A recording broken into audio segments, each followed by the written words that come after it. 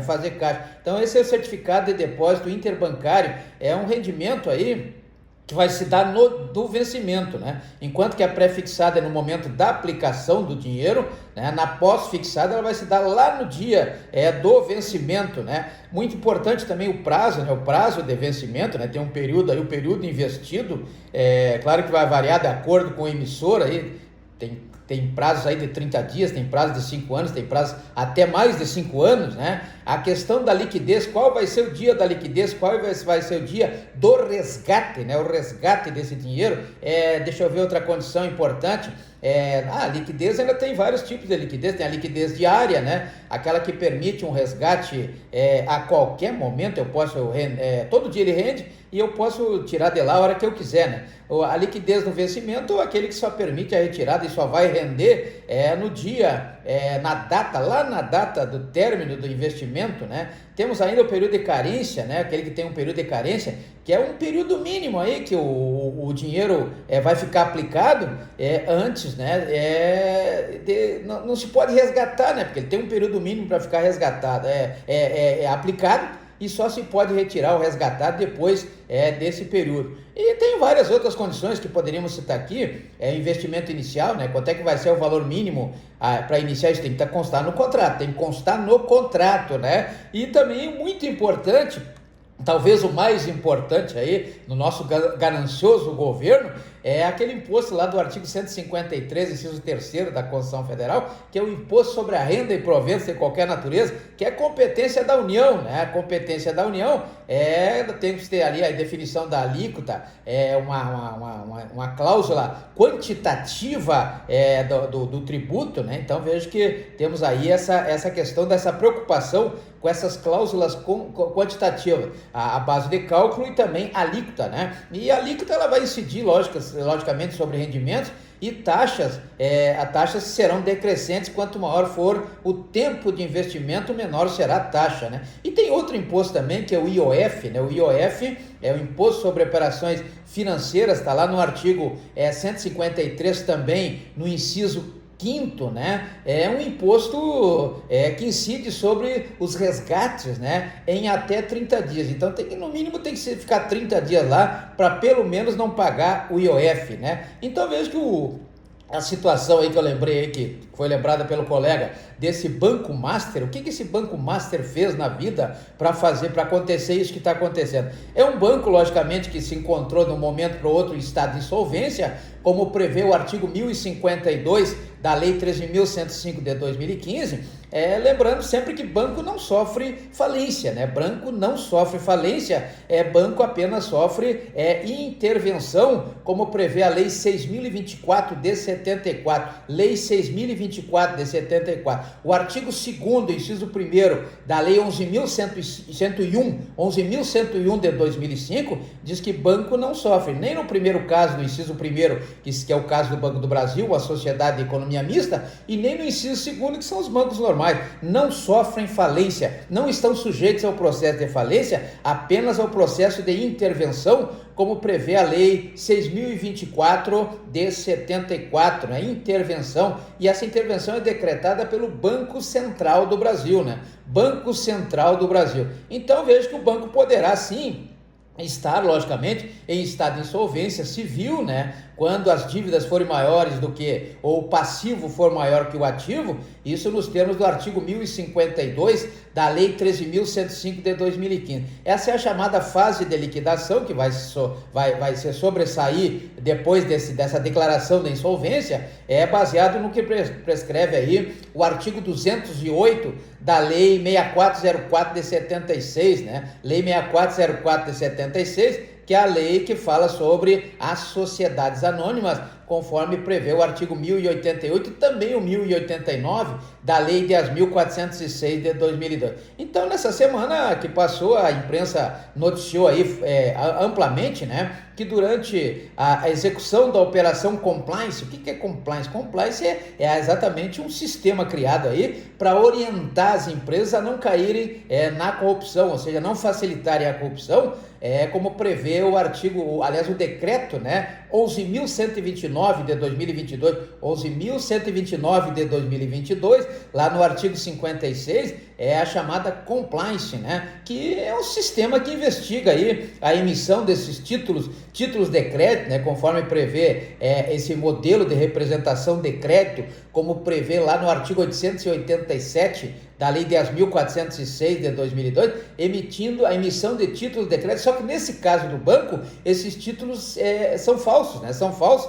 cometendo aí alguns crimes que estão sendo acusados na denúncia do artigo 41 do Código de Processo Penal, crimes como estelionato, do artigo 171, lá do artigo 297, a falsificação de documentos públicos, né? No artigo 198, não, 297, 298, né? A falsificação de documento particular, também no artigo 304, o uso desses documentos, tanto público como particular falsos, né? Do 298, do 297, lá no 304 é que pune ou traz o crime de uso, usar esses documentos, né? O primeiro é falsificar e depois usar, são coisas diferentes, né? Então usar esses documentos está lá no artigo 304 do Código Penal, né? Por instituições financeiras, nesse caso, né? Como prevê a Lei 6.024 de 74, que fala sobre a intervenção e a liquidação de instituições bancárias, né? E também temos a Lei 7.492, Lei 7.492 lá de 86, né? Que traz os crimes contra o sistema financeiro, e também a Lei Complementar número 105 de 2001, Lei Complementar 105 de 2001, que trata do sigilo bancário, né? Então, temos aí leis mais recentes também, eu poderia citar aqui a Lei 15.252, 15.252 de 2025, uma lei que ampliou aí os direitos dos consumidores. Olha aí a DIN 2591, né? A DIN 2591 ampliou os direitos dos consumidores de serviços financeiros, né? Em relação às instituições financeiras que integram o Sistema Financeiro Nacional. Sistema Financeiro Nacional, como prevê o artigo 173 da Constituição Federal, exercem atividade econômica organizada, né? Então vejo que quando for, claro, necessário aos imperativos da segurança nacional ou relevante interesse coletivo, como prevê o caput do artigo 173 da Constituição Federal. Assim, essa operação Compliance Zero, né? Buscou e encontrou, né, combater irregularidades de sonegação, por exemplo, sonegação fiscal da Lei 4.729 de 65, também do artigo 1º da Lei 8.137 de 90, né? Na verdade, irregularidades que comprometeram aí a estabilidade do sistema financeiro brasileiro. O artigo 192 da Constituição Federal traz aí o sistema financeiro brasileiro, onde tínhamos vários parágrafos, vários incisos, que foram revogados pela emenda constitucional número 40 de 2003, inclusive um que dizia que o juro no Brasil deveria ser no máximo de 12% ao ano, né? 12% ao ano foi revogado pela emenda constitucional número 03. Então, como é que funcionava essa fraude aí da operação Compliance Zero, que envolveu esse Banco Master, que parece um banco público, de tanta gente envolvida com o governo lá, né?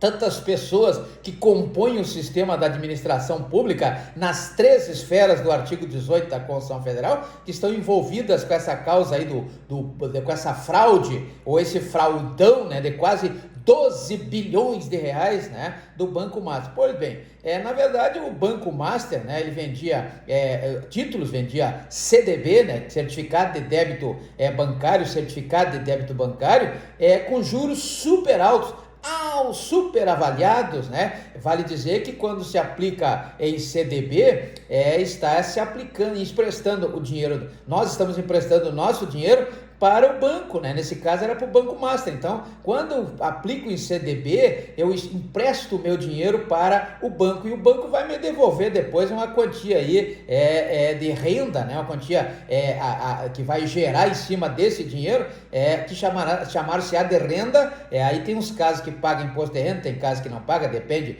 do período de carência, etc, né? Então, a pessoa compra CDB do banco, né? Porque eles vendem o título, eu entro com o dinheiro, eles entram com o título, né? Eu dou o dinheiro, eles me dão o título. Então eu compro o título, né? E ao final eu devolvo esse título e recebo o dinheiro acrescido aí da renda. Então a pessoa aí, o consumidor, nos termos da DIN 2591, compra esse certificado de débito bancário, que é a CDB, do Banco Master, comprava do Banco Master, né? E com isso emprestava dinheiro ao Banco Master, né? Assim sendo, quando essa pessoa, esse consumidor, comprava um CDB do Banco Master, estava emprestando dinheiro para o banco e depois, né, a posteriori, né, como se fala os cultos aí, a posteriori, esse banco antes ele pegava esse dinheiro, né, e emprestava para outro, reemprestava para alguém, para outro banco, para outra pessoa, etc, né? Então ele aplicava esse dinheiro em algumas atividades mais rentáveis, né? Atividades mais rentáveis, então, e obtia renda, só que ele obtia rendas extravagantes, né? Extravagantes ou extremamente altas, né? E com isso ele devolvia parte dessa renda que ele adquiria para a pessoa que tinha emprestado lá no início esse dinheiro através da compra do CDB. Então vejo que ele obtém renda, né? Ele reempresta esse dinheiro que eu coloco lá, que é a pessoa, que o consumidor coloca lá para comprar o CDB, e com isso ele reempresta, ele ganha dinheiro, porque ele pratica, ele exerce atividade mais rentável, né? Atividade mais rentável. Então vejo que depois ele devolve essa pessoa lá para o primeiro que comprou, né? Com um dinheiro remunerado, que se chama dinheiro remunerado, ou seja, com a taxa de juros mínima, né? A taxa de juros mínima, e fica com a diferença, né? A diferença do que ele arrecadou lá com o que ele pagou aqui, esse é o ganho do banco. Então a base do CDB, a base desse título é a CDI, né? A CDI foi criada pelos bancos, um título criado pelos bancos para emprestar, ou seja, para vender para os bancos e pegar o dinheiro para aumentar o seu próprio capital. Então, o capital, na verdade, é criado de forma que seja, tenha origem na venda desses CDIs, né? CDIs, né? Para os outros bancos. E aí, normalmente, como eu falei, prevê o artigo 402 da Lei 10.406 de 2002, que a taxa de referência é a Selic, né, que está agora em 15%, aí, a briga com o Banco Central, 15,5%, é uma enormidade, né?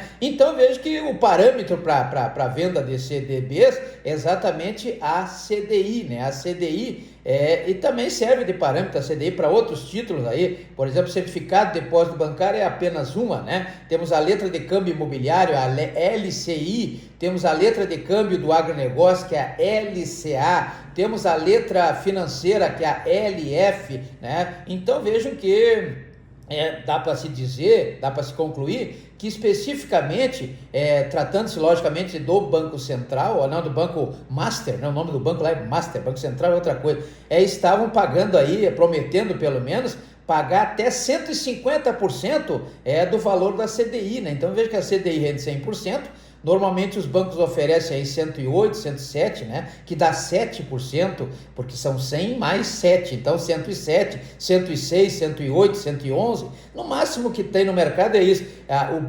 O Master está oferecendo 150, ou seja, 50%, né? Sobre o valor da CDI, 150%. O valor da CDI mais 50%. O normal é o valor da CDI, o juro, a taxa da CDI mais 11%, mais 7%, mais 8%. Então, quando oferecia 150%, logicamente, né, pegava os desavisados, e com essa propaganda enganosa lá do artigo 37, parágrafo 1º da Lei 8.078 de 90, né, chamada propaganda enganosa, artigo 37, parágrafo 1º da Lei 8.078